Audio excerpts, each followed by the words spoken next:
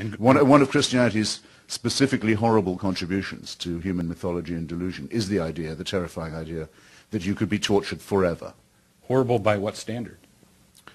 Horrible by, well, good question. Yeah, I know.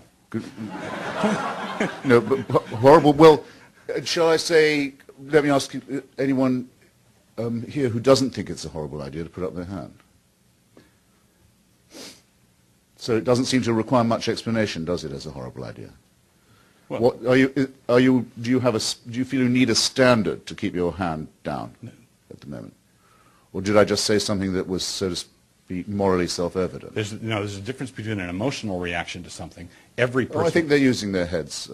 No, there's a difference between an emotional reaction, which all of us have. Everybody with natural affection thinks it's a terrible idea to think of people perishing eternally. That's not the issue. The issue is, how do you give an accounting of what is good and what is bad?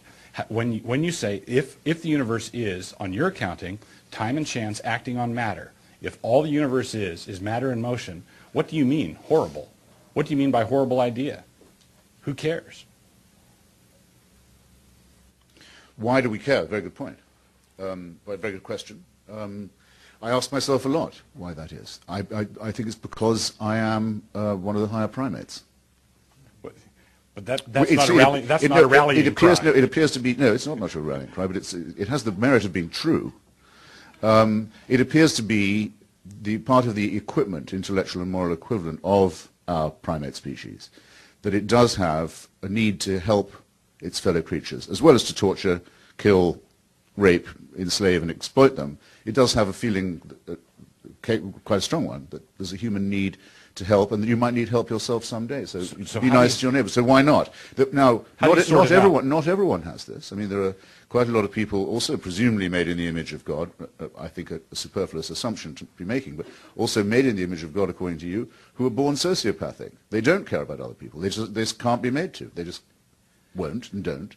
They're a problem for the rest of us. And then there are people who are born psychopathic, who positively need to see others suffer and have a bad time. If our species has within it the seeds of a gregarious lend a helping hand, and we have a herd instinct and we want to help out, we have that instinct, and we also have the instinct to go to war and fight and do all these terrible things that we do.